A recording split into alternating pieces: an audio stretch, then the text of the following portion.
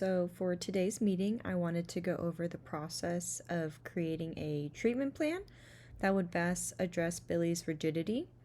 Initially, an assessment was conducted prior to writing this intervention plan to ensure that we approach and design a plan that will reduce the instances of his rigidity. With that, I wanted to share some information that we gathered that will better help create and implement an appropriate intervention. In detail, this is a quick overview of what we will be discussing today. So first, I'm going to go over a brief description of Billy's case. We will identify the target behavior, which was rigidity. We will also define that target behavior. I will also provide some additional background information about Billy, discuss any previous interventions, if applicable, discuss the social significance, experimental design, and outcome criteria for completion of an intervention plan. To begin, as you already know, Billy was diagnosed with autism spectrum disorder when he was 3 years old and 2 months. He was then referred for concerns of behaviors such as noncompliance, negative vocalizations, and rigidity. He also engaged in socially unacceptable behaviors when having the opportunity to interact with other peers his age. Before beginning any observation or data collection, we gathered or obtained an informed consent from you guys prior to beginning any of this process. After we received that informed consent, we needed to identify which behavior was of top concern. So we then completed a prioritization worksheet, which helped us determine that rigidity would be that top behavior of concern. After we figured out what behavior we wanted to target, an FBA or a functional behavior assessment was conducted to gather information about Billy and his environment to analyze the purpose of that rigidity behavior. This FBA or that functional behavior assessment allowed us to acknowledge what the behavior provides for Billy.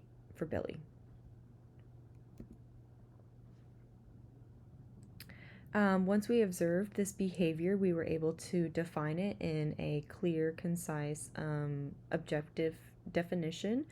And so we were able to define rigidity as any instance that Billy engages in restrictive, repetitive patterns of behavior. This can include restrictive, repetitive speech, movements, and use of objects. So in terms of speech, rigidity could look like immediate echolalia or just echolalia. And that is when Billy hears a specific word or phrase and he would immediately say that same word or phrase after he hears that speaker saying that word or phrase. This could also look like using of rote language or perseveration. With movements, rigidity can look like hand flapping or hand tensing. With objects, this can appear as lining up 3 or more objects that is non-functional. Non-examples could be counting numbers, listing out alphabets. This could also include if he was playing with trains, if he lined them up back to back as if they were on a track, then that would be functional. The onset of this behavior occurs when Billy engages in a restrictive, repetitive behavior for at least 5 seconds. Then we will stop tracking that behavior once he stops engaging in that restrictive, repetitive behavior for at least 30 seconds. Some additional information we gathered included his preferred reinforcers or things he enjoys, such as the trains, cars, and animals. We also included additional reasons for referral, such as his lack of social interactions and problem behaviors that occur during social settings. There's also instances when there was a change of routine or interruption to his routine in which he engaged in rigidity. When there was an interruption or change in his routine, this could include having a different teacher, interrupting his play, or having to wear specific clothing, such as only wearing socks with his Crocs but no other shoes.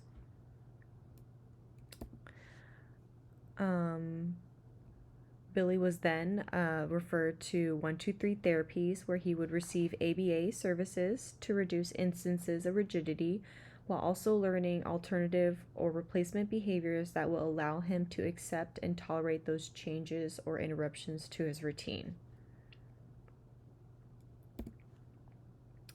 In terms of previous interventions, prior to 123 therapies, Billy did not receive any prior interventions or ABA services.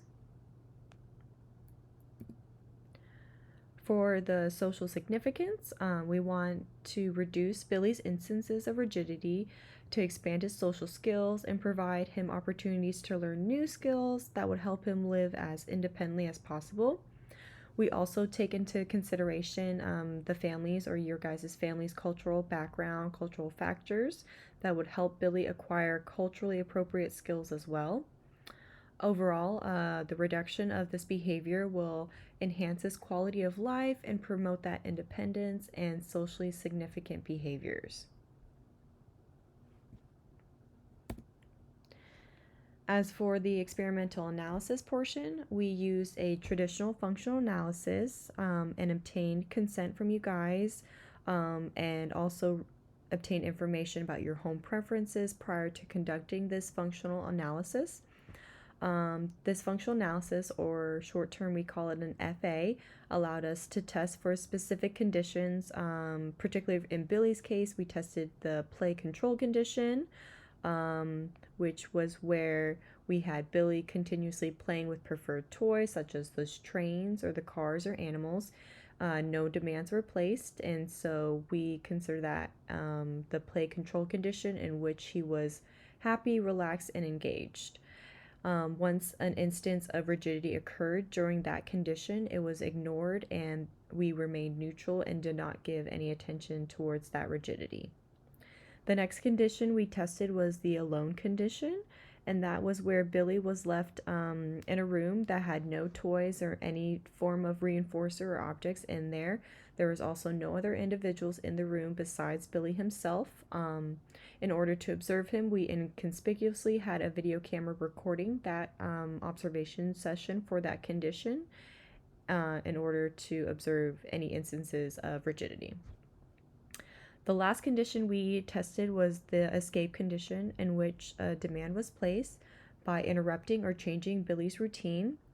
If Billy engaged in a rigidity behavior, then a break was provided by removing that aversive demand for a specific amount of time, and then the demand was replaced. This process was repeated for the allotted time, which we tested for 2 minutes for each condition. After we tested each condition, we found that his rigidity was maintained by automatic reinforcement. In other words, he engaged in rigidity because he found joy in it. He received his own form of reinforcement, independent of other people in the room, regardless of other people interacting with him. He found fun and joy from engaging in this rigidity behavior. We also found that it also served the function or the purpose of being able to escape or remove or terminate that aversive event. And so Billy would engage in this rigidity in order to end or stop that aversive demand that was placed. The last thing we're going to talk about is the outcome criteria. And so this is where we have specific criteria set in order to allow us to know that Billy is accomplishing certain goals by a certain period of time. Once these criteria are reached, we are able to complete that intervention plan. So for this specific rigidity behavior, we have the criteria first set to have reduced instances of rigidity to less than 15 instances for at least 30 days. The next criteria reduces instances to less than 7 for at least 60 days. The third criteria reduces instances to less than 2 for at least 90 days. The fourth criteria reduces instances to 0 for at least 120 days. And then after that, we do want to maintain that 0 instances of rigidity for the completion of this intervention. Overall, this is what we have set up in order to create and design that intervention plan that will help potentially reduce these instances of rigidity. Overall, if you guys have any questions or if anything doesn't make any sense, I am more than happy to discuss this further with you guys and provide you guys with any additional information that will help best relay our process of how we are going to be able to provide this reduction in rigidity and promote socially significant behaviors for Billy. This last session just talks about the references I used in order to have that background, that basis of knowledge to let you guys know that we are using evidence-based practices, again, to help potentially reduce those instances of rigidity for Billy.